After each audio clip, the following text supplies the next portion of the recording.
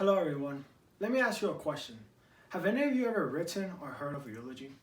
Well, for those who don't know, a eulogy is basically a speech that's given at the end of someone's life in their honor. And so this had me thinking, how I would be remembered one day when I'm not gone.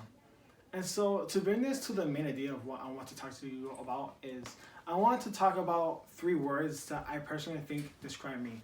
The first one is honest.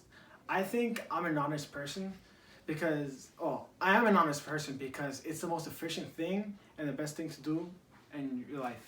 For example, I remember this one time my friend David, he came up to me for advice.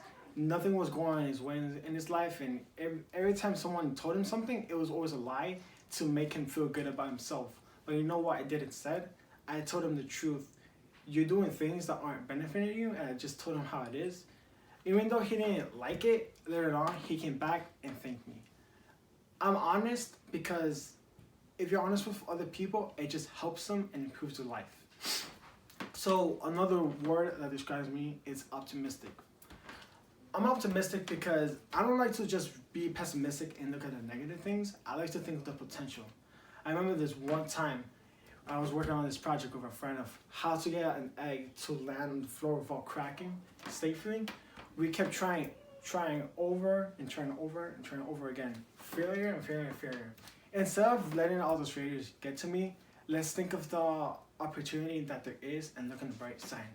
Eventually, we ended up passing and then getting a good grade for that assignment, and then it just made me think, this is the potential where you just look at the opportunity of what there is instead of just giving up.